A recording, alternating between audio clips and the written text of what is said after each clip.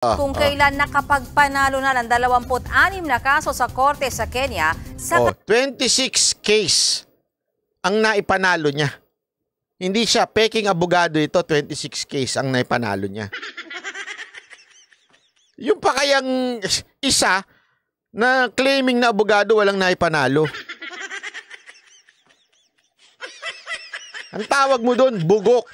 Bakit bugok? Walang laman ng utak, bugok. Alam mo yung bugok, di ba? Itlog yun na bulok sa loob. Parang siya, utak niya, bulok na. lang nabisto ang isang peking abogado. Ayon sa ilang ulat, hinak o illegal na pinasok ng suspect na si Brian Mwenda ang portal ng Law Society of Kenya. Dito raw pinilitan ng suspect base sa kanyang impormasyon ng account ng isang lehitimong abogado na kapangalan niya. Ito umano ang ginamit ni Mwenda para magpanggap na abogado. Pero nabiso ito ng katukayo niyang abogado kaya isinumbong siya. Hawak na ngayon ng Kenyan Police si Mwenda. Kakailanganin niya ng totoong abogado lalo't nahaharap siya sa kasong false pretenses o panloloko.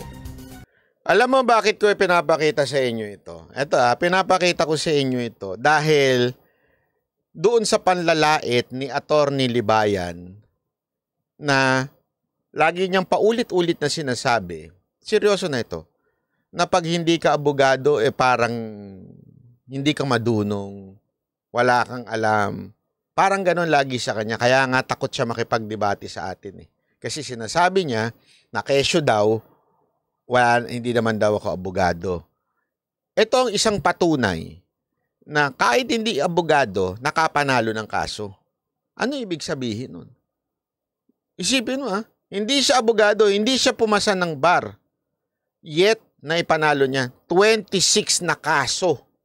Hindi ho biro makapagpanalo ng 26 na kaso. 3 nga, 5, di nga biro yun, 26 pa kaya. Na kasong naipanalo. Ibig lamang sabihin po nun, wala ho yan sa titulo. Wala ho yan sa abogado ka. Hindi ko sinasabing, huwag kayo mag-abogado Hindi yun ang punto ko dito. Ang punto ko dito, ang karunungan ng isang tao ay hindi yan nababase sa iyong titulo. Tandaan nyo ho yan. Wisdom, hindi ho yan nakukuha lang dahil ikaw ay may titulong abogado. Sa katunayan, meron nga diyang abogado, wala nga na ipanalong kaso. Ayun na. Nag-vlog na lang.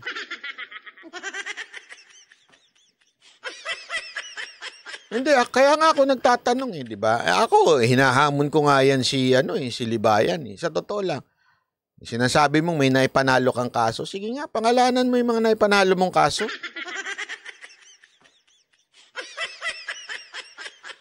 Sige. Kung ayaw mong pangalanan yung mga naipanalo mong kaso, pangalanan mo na lang yung mga natatakan mong notaryo.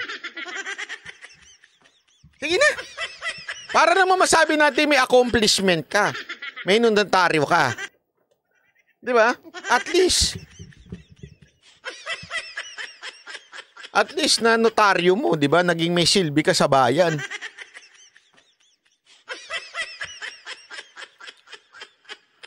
Yung unjust vexation daw ni Nico David.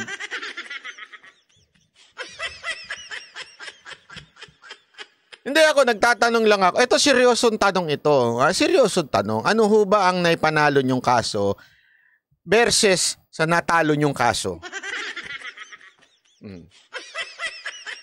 Kasi ang sigurado kaming lahat, kaming mga nakikinig at nagsusubaybay sa malimong mga banat, sigurado kami talunan ka sa debate. Yun. Sigurado kami doon. Kaya nga kung ayaw mong pangalanan yung naipanalo mong kaso o kahit yung natataka mo na lang na notaryo.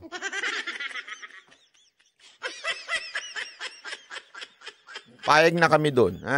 Hindi, huwag yung ginaganon-ganon yung mga abogadong nagdonotaryo. Kung wala sila, walang kontrata. Wala mabubuong loan contract at hindi makaka-scam yung mga scammer.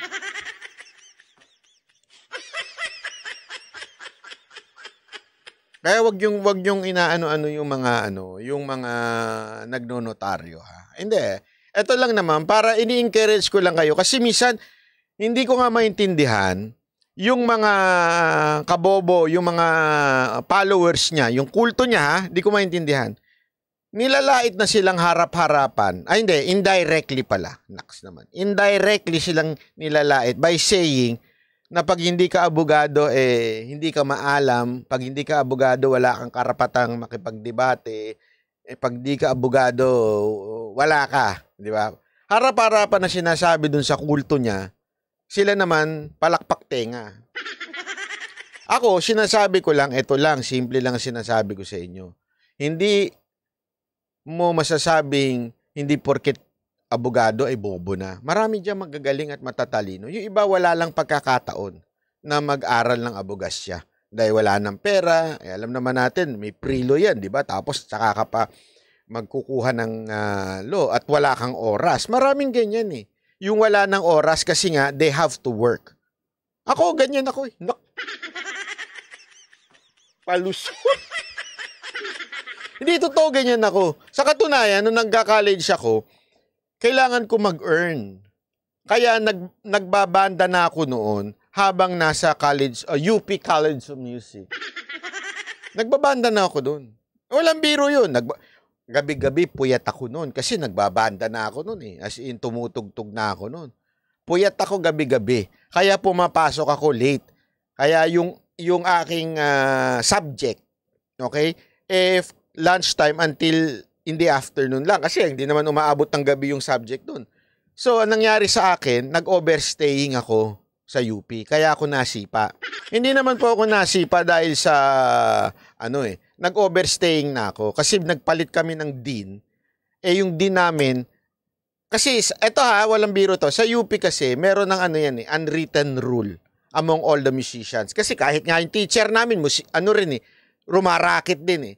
Talagang tumatagal. Umaabot minsan ng 10 years yung mga musikero doon. Dahil nga, ini-stretch nila kasi rumarakit sila. Understandable, yung mga musikero kailangan rumakit.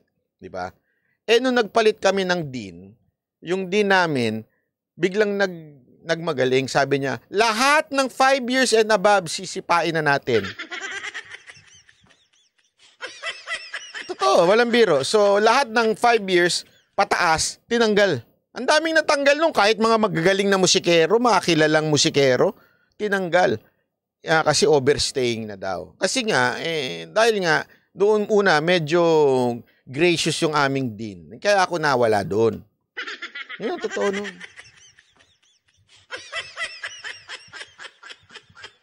Yun ang nun. Kaya ako, sinasabi ko lang sa'yo, Attorney Libayan, kaya naman hindi ako ng abogasya dahil kailangan ko magtrabaho. Hindi, mahirap lang kami. Hindi naman kami mayaman eh. Isang kaid, isang tuka. Hindi, walang biro hindi ako nagbibiro. Kasi pinalaki kami ng magulang namin, lalong-lalo ng tatay ko, na hindi umaasa. Alam mo yung asa ka sa magulang mo, hindi ganun. Hindi kami pinalaking ganun. Kayod mo, pera mo. Pag wala kang kayod, wala ka pera. Yun ang totoo nun. Pag hindi ka kumayod, wala kang pera nun. Kailangan kong kumayod. Bakit? Nagsarili na ako nun eh. Bakit? Kasi iniwan ako ng jowa ko. So, umalis ako doon sa bahay namin kung saan kami tumitira. So, nagsarili na ako nun. Sabi ko, kailangan kong kumayod. Dahil pala sa jowa, animal yan!